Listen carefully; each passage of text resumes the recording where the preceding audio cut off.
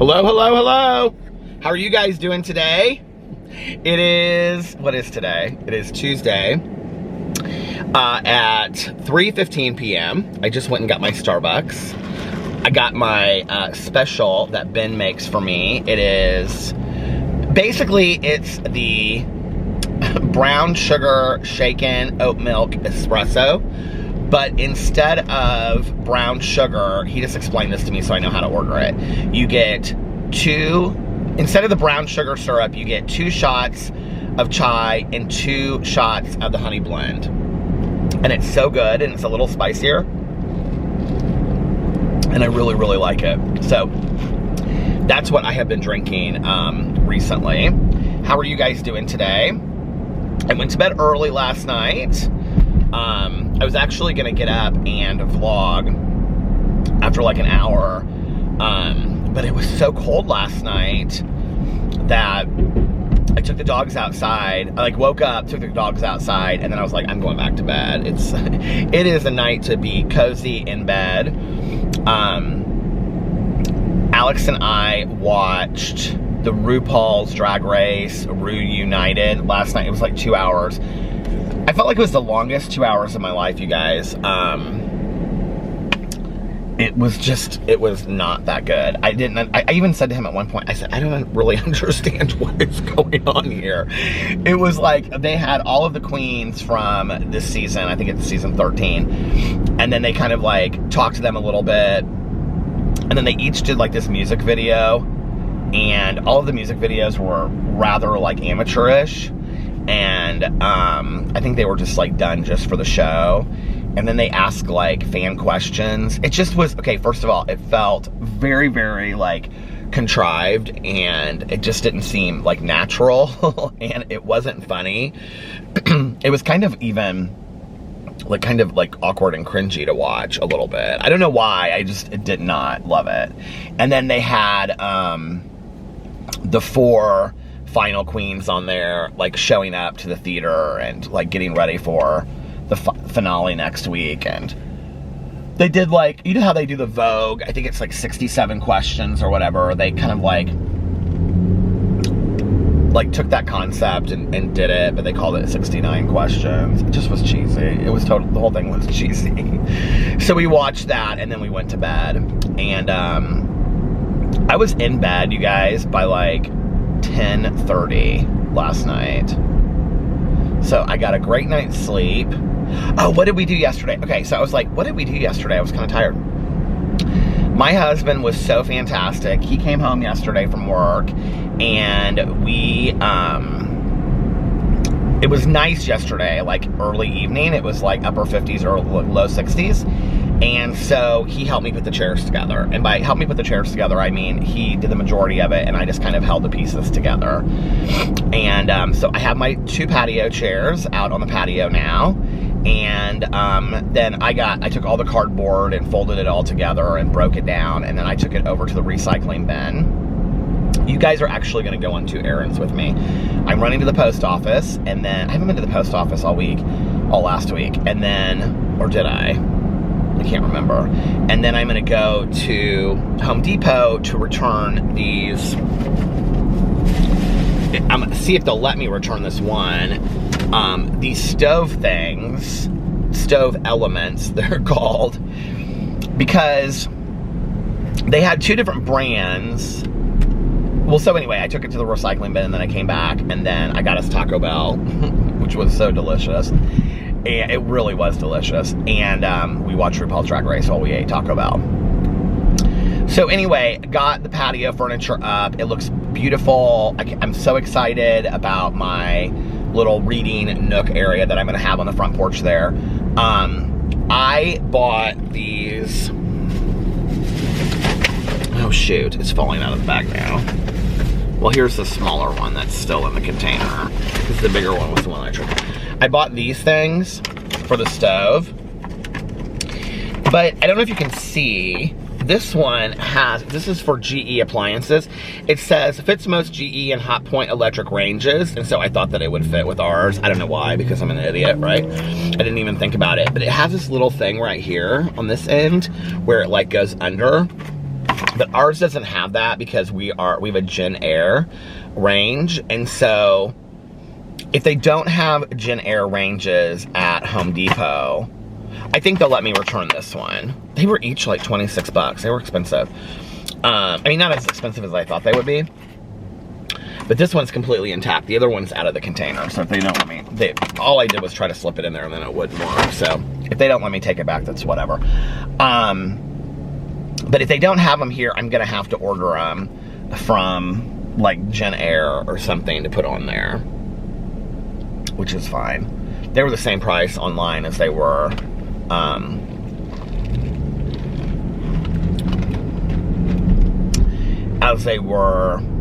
at the store. So I'm gonna return those to Home Depot. First, I'm gonna go to the post office. Well, I may drive for a second and then do that. We'll see. And then I'm gonna do a review at Starbucks, and then I'm gonna go home and make this video that everybody's asking me to make. I woke up to all these DMs today. So I was kind of like watching all of this stuff back that had been up on the video or on Instagram last night. I was like watching all this stuff, trying to make sense of all of it so that I could like put it together. So many people ask me, they'll be like, make a video about this, make a video about that, right? And like, I have no idea what they're talking about. So then I have to go in and I have to like read all this stuff and watch all this stuff to kind of like come up with my thoughts about it, right? So I can be fair to it. Some of the stuff I see when it happens, but a lot of stuff that happens, like I don't see it till afterwards. And so it's kind of like watching all this stuff, you know, and I'm at a point now where I really like, if I don't care about a topic, like I'm just really not that interested in it, which today's topic I am kind of interested in, honestly. But if it's about a topic that I'm just not really that interested in, I just don't even make the video anymore. I just am like, whatever. Like I don't know or understand enough about it or care enough about it to,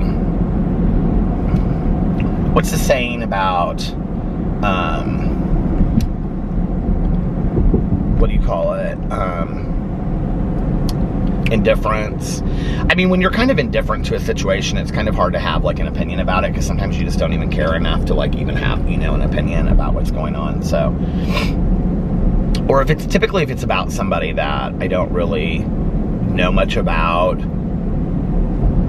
I was actually, when I was going through Starbucks, there's a guy there that I think he used to work in the mornings and he works in the afternoons now. And he just said to me, he was really nice. And he said, oh, so they tell me that you have a YouTube channel. And I was like, yeah. And I was telling him about my different YouTube channels. And I said, like, do you watch a lot of YouTube? Are you into YouTube? And he was like, yeah, I watch like the mainstream people. And I was like, which is always funny when people say that because it's like, well, who's mainstream to you? And he started like listing these people and I had no clue who he was talking about. I had no clue who he was talking about. And I'm sure that they're big YouTubers like in their own right, you know, it's just like, that's not who I follow or who I watch.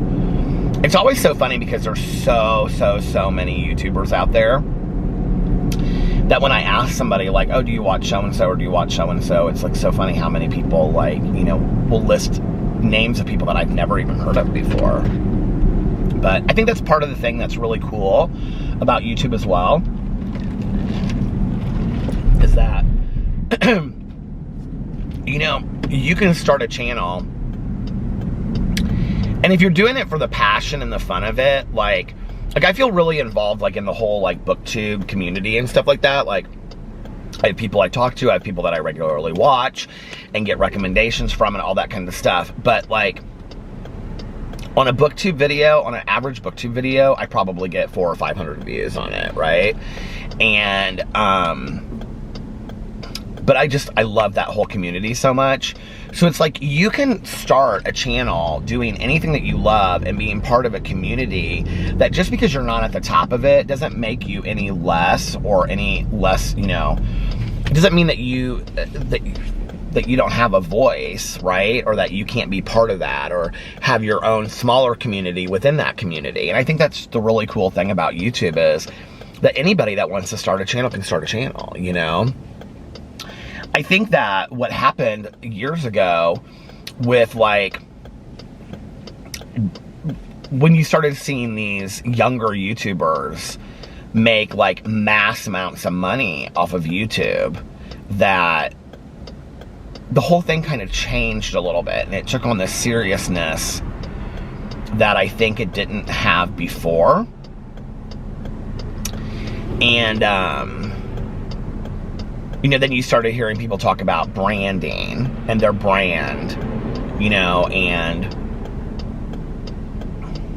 I think I think a lot of these younger people had people that were older, that were managers and, you know, whatever, talking to them. And I think to some degree it changed all of that a little bit, because you can tell a difference in like the tone of like YouTubers that I used to like.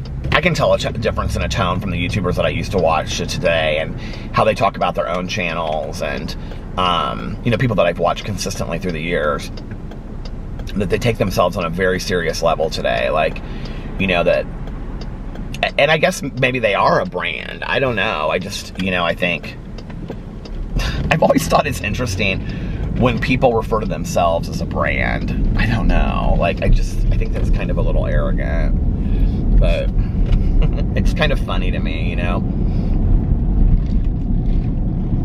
Do you, I guess.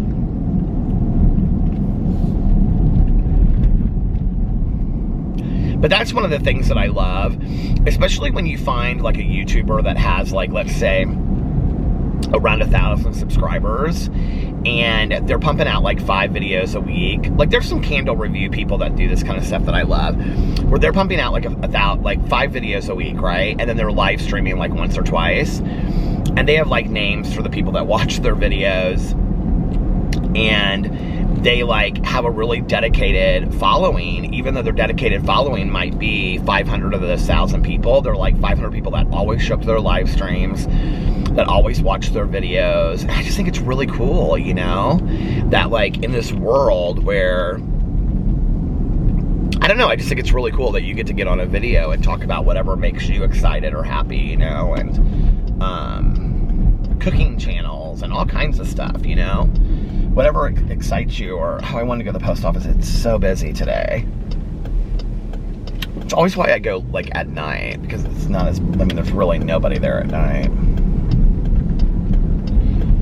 Well, I'll swing back on my way back and see.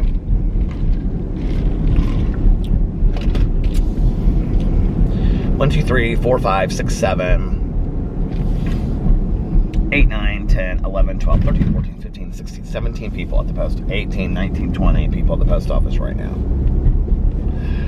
I mean, I just go in and go to my post office box and get my stuff out of it. But then if I have to pick up something at the window, then it's like waiting in line. So I finished the book, The Sky Blues, which was so good, and I totally ugly cried in it. And it's a really interesting book because I think the guy that wrote the book is probably like 25, 26, and it's about this kid that is out, and he lives with his best friend. I don't want to get into the depth of it because I'm going to talk about it on my BookTube channel too, but anyway, he lives with his best friend because his mom kicked him out when he came out on Christmas Eve. So it's about his senior year, but it's really about like, his dad died when he was young, and it's really about him discovering who his dad is through like people that knew him in high school. And it's so interesting like reading this book, because it wasn't like him, and I don't know, it really reminded me of like my friends in high school, and helping me get through what I got through. And then also in like, there's like a lot of adults looking back on high school in the book. Home Depot I just passed, which means I have to come back and go to it. But there's a lot of like adults that are looking back on high school and talking about high school and their friendships in high school and what those friendships meant to them and stuff like that. And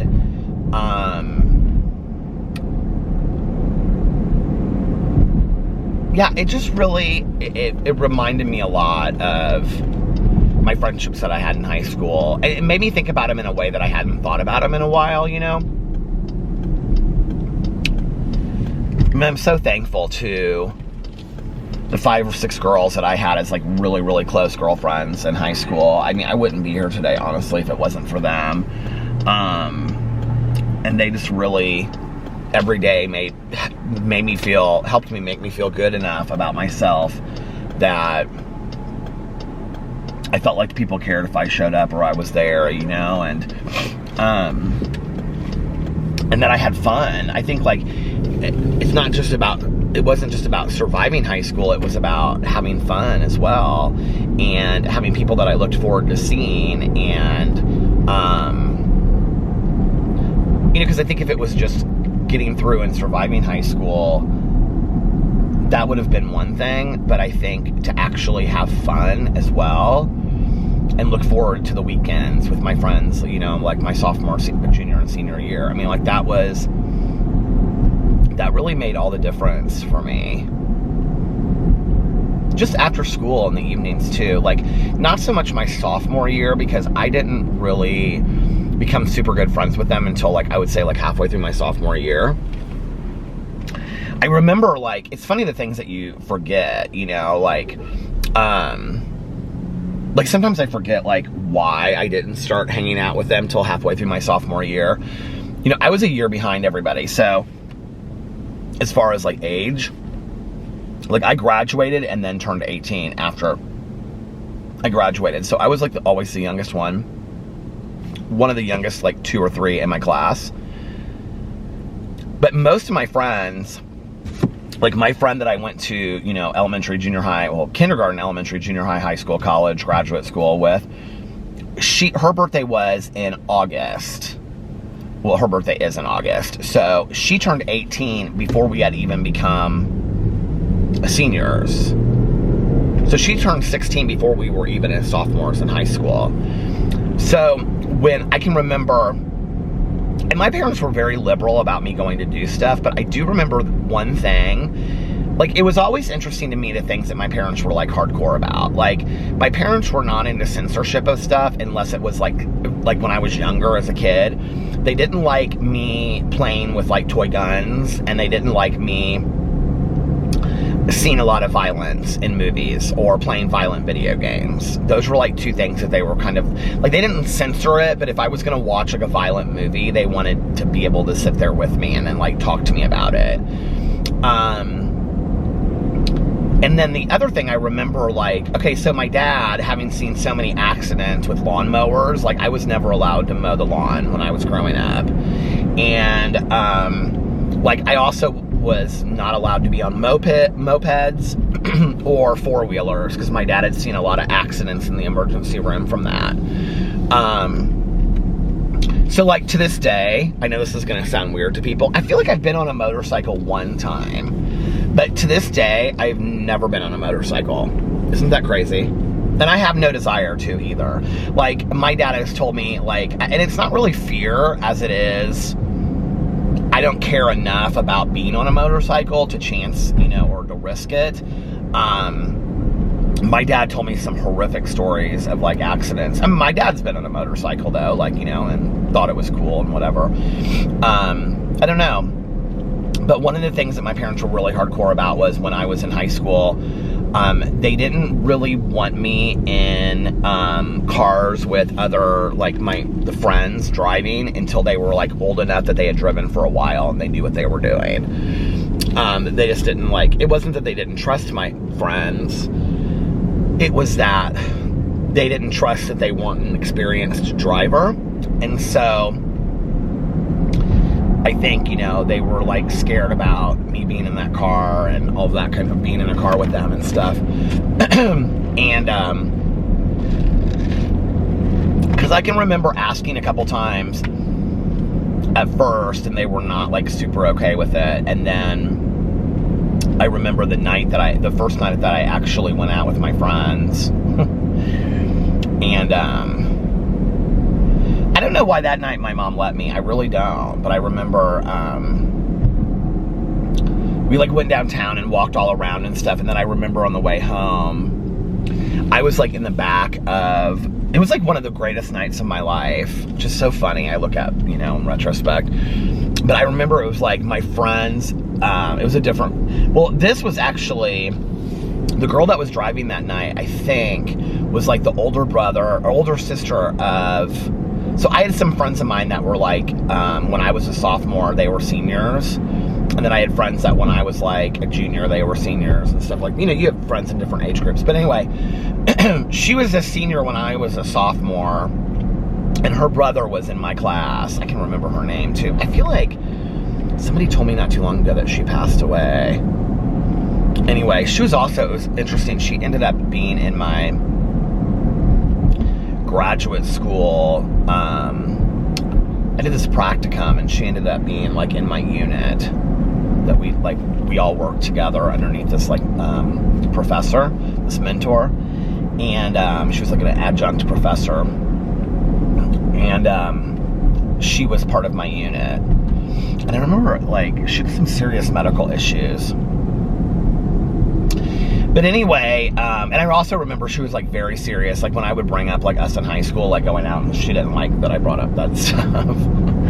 Anyway, I'd be like, do you remember that one night that we went out? I think that was like the only one, and maybe only one and only time I ever went out with her. But anyway, she drove, and she was driving her parents' station wagon. And I don't know if you guys remember like the old school station wagons that had the seat in the back that looked out over like the back. You know what I'm talking about?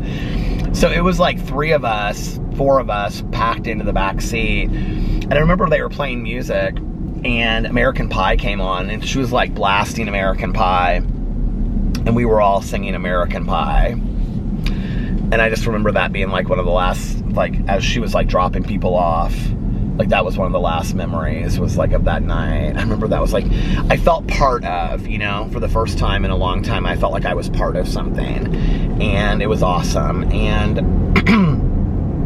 I had never felt like that before. I had never felt like I was part of something, you know. I'd always felt like I was on the outside looking in. And then I can remember writing notes to my girlfriends and stuff, and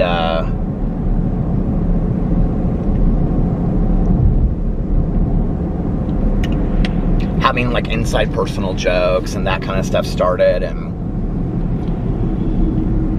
you know, I think about times in my life that were pivotal to like real change or growth in me as a person, like where if like that moment hadn't happened, I don't know like what my life would have looked like.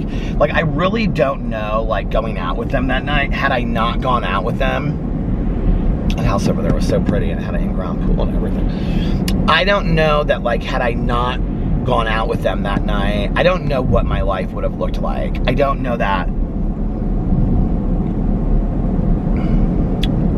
You know, that was really the beginning of me developing strong relationships with all of those girls that were like my closest friends throughout the rest of high school. And really, it was not 5 or 6, it was really 2 or 3 of them, that 3 or 4 that were like my closest friends that really had my back. And, but collectively, we were a group of like 6. And, 5 or 6. It kind of was like always one person in and out, kind of, you know. The other time is that, like, you know, when Tanya was telling me to stop by and the kennel, and I drove by there for the next 2 weeks or whatever, and then finally I was just like, I went in there, and I think about that sometimes. Like, it was funny because one of our friends that was in that group that we used to like kind of like all hang out together, you know, she doesn't go to meetings anymore, and she's married now and has kids and stuff, but like she was a big part of that group. And I saw on Facebook, she posted this video of her son. Her son's like a couple years old now. And I just kind of had this like, I was like, you know, it's so funny, like thinking back about her being on like the boat in Tennessee and stuff like that. And, you know, those were some of like the best years of my life, were when like every day I would, you know, I'm thinking I might do this Home Depot thing tomorrow, and I have a little bit more time tomorrow, and do the post office tonight, and then go home and film videos. But anyway, had I never stopped by Tanya's kennel, you know, to just like hang out with her and smoke a cigarette, I don't know that my life would have looked the way, my life wouldn't look the way that it does now, definitely, but like, I just can't even imagine, you know, what those relationships would, I mean, I wouldn't have had those relationships, you know. It was interesting in doing inventory with my sponsor, because some of the things I was talking about, like, you know, are from 15 years ago and involve people that like aren't even in my life anymore, you know. And I was explaining some of it to her, of some of the things, you know. And it's funny because my sponsor, I mean, I've known her for several years now. Well, I mean, I've probably known her I've known of her for a long time, because she has a pretty strong reputation, good reputation. But I've known her for, God, I don't even know how long now, 6 or 7 years, 8 maybe years, and she's been my sponsor for the last couple years. But she doesn't know all these stories, and she went to different meetings with different people and stuff, you know. And yeah, it was funny. I was talking to yesterday on the phone, I was talking to a friend of mine, and I was talking to Emily Baker, for those of you that watch Emily Baker, the attorney. And we were just kind of like, you know, shooting the SHI tut. And she was like, well, what did you do this weekend? I said, well, I went to my sponsor's house and I did inventory. I said, do you really, like, do you know what that means? Like, because, well, I know what doing inventory and, like, recovery means, but, like, I don't know the specifics of it. And so I was telling her, and I said, you know, you make a list of, like, first, like, all your resentments, and then you make, you know, your fears, a list of your fears, real and imagined, and then you do, like, a sexual conduct. But really, like, the longer that you've been in recovery, it can be that, but it's more of, like, your character and your conduct of how you treat people. And I said, but on your resentment list, what you do is, because that's like the meat and potatoes of a 4-step, is really, well, I mean, maybe some people would disagree with this, but I feel like it's the resentment list. And I said, so you list a resentment, and it doesn't have to just be, like, at a person. It can be at an event or an organization or something, right? Like, you could be resentful at your school, if you know that, or maybe your old place of employment, or, you know, like, I don't know, maybe your wedding went wrong and it was because of the, you know, the place, what's the word I'm looking for? The place that you had the wedding at, like the church or something. That's not what I'm looking for, though. What's the word I'm looking for? Where you hold a wedding or an event. What's that called? Shoot, I think today. Wiggle your toes, Peter. But anyway, I'll think of it in a second. But anyway, I said to her, you know, then what you do is you make a list of, like, okay, you make a list of, like, who or what, and then why, like, what did they do that made you resentful? And a resentment is an unfulfilled expectation. It's when someone or something acted or didn't act in a way that you, why is that word on the tip of my tongue of where the place I'm looking for? Why? It's so stupid that I even care. That a person or place, or, you know, like, that they didn't act the way that you thought they should, or that, you know, it didn't turn out the way that you thought it should. And then you make a list of, like, areas of your life that, like, did they interfere with something? Did they do, you know, did it cause you fear in your life? How did it cause you? And then you look at areas of your life that it affected, like pride, self-esteem, ego, your pocketbook, your personal relationships, things like that, right? And then the fourth column, you look at it, and because you don't have any control over other people in your life, is what we've learned, you take a look at what's my part in that, and what can I do to fix it going forward? What can I do to make it right going forward? And what you see is you kind of see a pattern, right, of who you were from all these interactions. Well, wow, like, I'm more selfish than I thought I was, or wow, I'm more this than I thought I was, or whatever, right? And it was funny because when I said it to her, she goes, why is everybody not doing this? I said, I know, right? Like, once you do it and it clears all that wreckage away of your past, you realize that, like, why are we not all doing this, you know? And it's this thing that, so anyway, it's just like house cleaning, you know? I have this friend of mine that says, I love this quote. He says,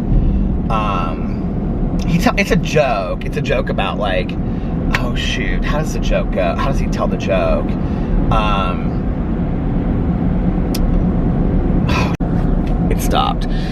It's something about God coming to visit your house, and God says, well, maybe I'd come if you cleaned up a little bit more often or something like that. But it's true. It's like, how can you imagine being a spiritual person? Like, how can you be like trying to wake up every day and being a good person, trying to live a right life, if like your house is not in order? And your house is yourself, right? So like, if you aren't working on those things and you're not trying to be like a better version of yourself, and on and on and on, then how is it that you expect to be a spiritual, peaceful, happy person that's putting good out there in the world? You know, like, first you have to clean house.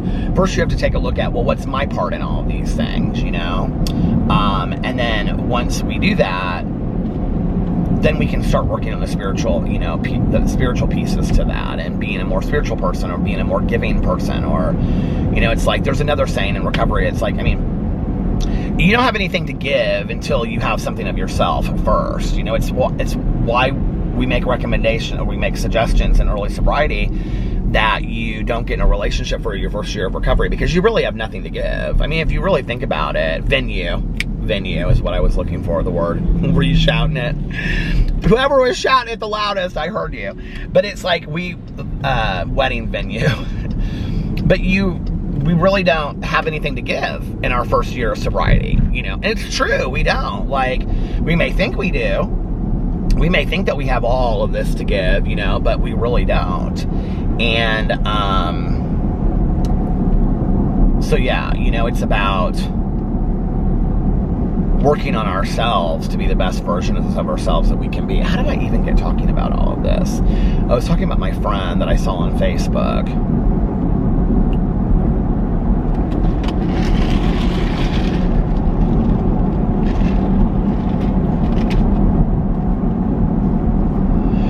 It's crazy, like, when I sit and I think about the people that I talk to on a regular basis, or I sit and I think about, like, the friends that I have today and stuff like that, I think, like, and I was thinking about this in terms of, like, my vlog. Like, I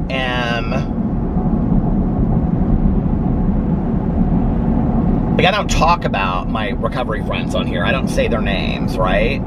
Because, well, first, it's an anonymous program. I mean, some of the people would be like, I don't really care if you just said your friend and didn't say it was a recovery person. But, like, in talking about Tanya, like, so much of Tanya and I's relationship is rooted in that. Tanya's made it very clear on video. She's even said in a video, you know, like, well, I'm the one that talked about it. So,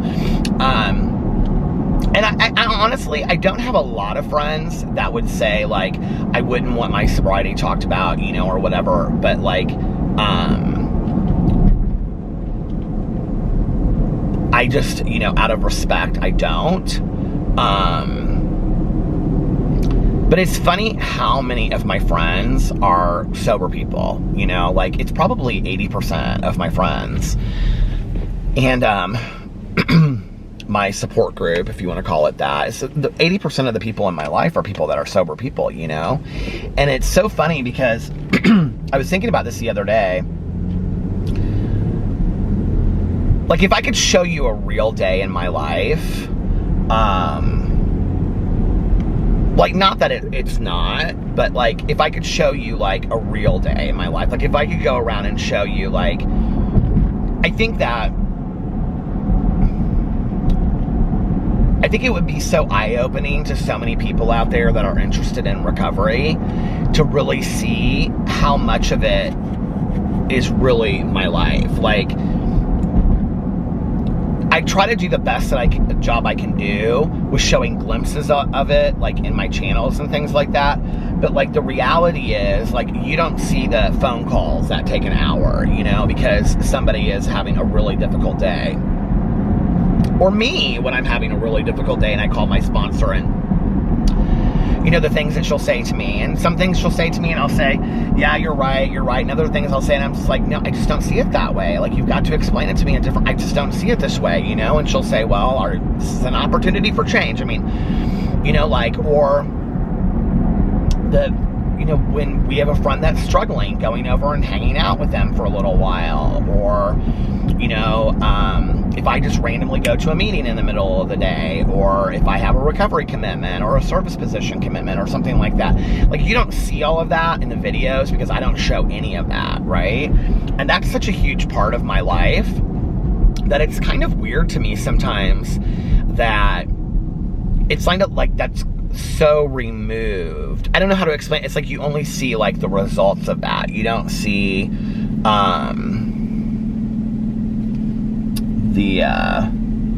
like the action of all of it.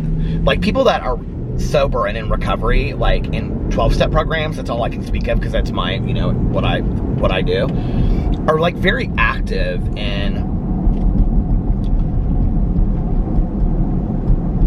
like having the conversation. It just keeps on going throughout the day. You know, it's like, you know, like today, talking to people on the phone, it's like, I don't get on here and say, well, I talked to so-and-so for an hour and my other friend is really struggling, and, you know, and I talk about sponsorship as far as like my sponsor, but I don't talk about sponsorship hardly at all as far as the other way. And that's a choice that I've made on here to some degree. I could talk about it more, you know, in really vague, anonymous ways if people want me to. But like that's a big part of it as well. So it's just interesting to me. Like I don't share like that part of it, and that was a decision that I made early on. But I think that one of the cool things would be if I could, you know, and just literally having like a crew follow me around for a day. Who would do that, right? Is I think that you would see how much hope and conversation there is in a day about recovery. I mean, I have friends of mine that have been sober 30 days just as much as I have friends of mine that have been sober 30 years, you know, and 40 years, you know. My old sponsor, he is probably 44 years sober at this point. I don't even know how long he's been sober. But, yeah, it's a really, really cool world to live in, you know, and to be surrounded by that. So, this vlog has been all over the place today, hasn't it? It's been kind of crazy town. It also doesn't seem like I've been talking for, what is it, 37, let's see, it's going to be 38 minutes. Doesn't seem like I've been talking for 38 minutes. I actually said this was going to be a really short vlog today, which this is short. I was doing an hour and a half every single day.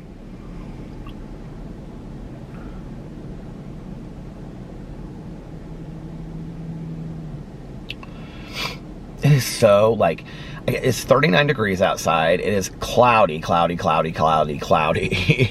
And I wish that it was warm so I could sit on my chairs and really enjoy them. I've got to figure out a day to take my glider over to my friend. I thought, like, when it would be done, because Alex was like, why don't you just put the glider to the side? So it's literally sitting in our walkway right now. I thought that when I had the chairs done and the glider was like I was going to have to get rid of it, I thought I would get really sad. I don't know why. I know, over a glider, right? But it's like one of the things that reminds me of my mom. I thought I would get like really sad, but I didn't at all. I like looked at those chairs and I was like, oh my God, they look so pretty. And they're so comfortable. And they look perfect on our patio too. Like they're gonna look so great with like some, with the dark mulch. I think it's called black mulch, and like hanging like, what do you call it? Shoot. Why can't I even think today? The ferns, it's gonna look great.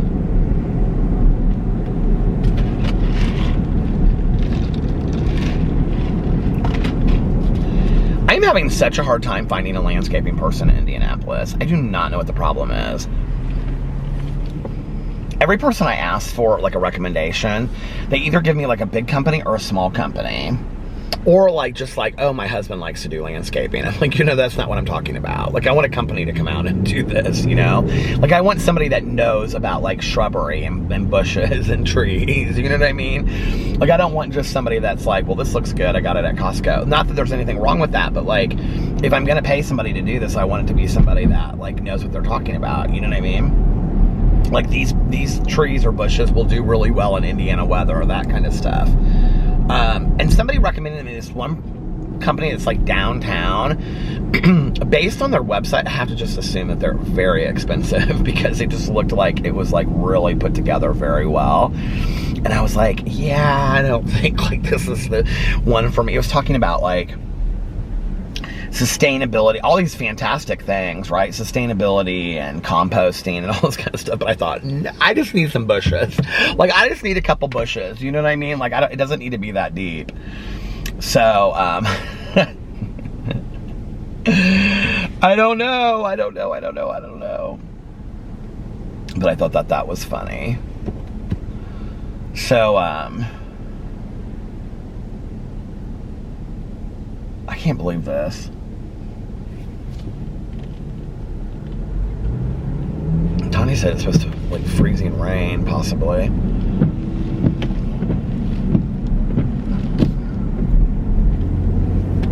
And then like next week it's supposed to be in the 70s, I think. Worst case scenario, I'm just gonna have somebody come out and like put dark mulch down, black mulch, I guess it's called. That's what Sarah told me to get. And like have all the weeds done just so it looks really, really nice. And then get the ferns. And then, I don't know, later in the summer have the bushes come out. Like have them, it doesn't have to be done right now. I need to call that deck company because they still haven't come out to do an estimate. When did I put that in? Wednesday or Thursday of last week? I did call it. When I pulled up the website, I called it first, and it went right to voicemail. And then they had like a template thing that you like filled out, and I filled it out, and they said they would come and do a free estimate, but I haven't heard anything from them, or I haven't gotten anything in our mailbox or anything, so I don't know when that's going to happen. I'm sure they have a lot of them, and they just do like the ones like when they're in that area or something, but I'll call them and see.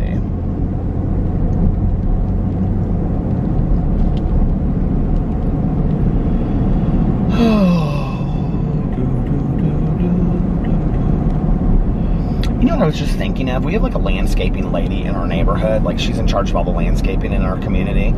I think she would probably have a name. But I was just going to use the guys that do the cutting of the grass.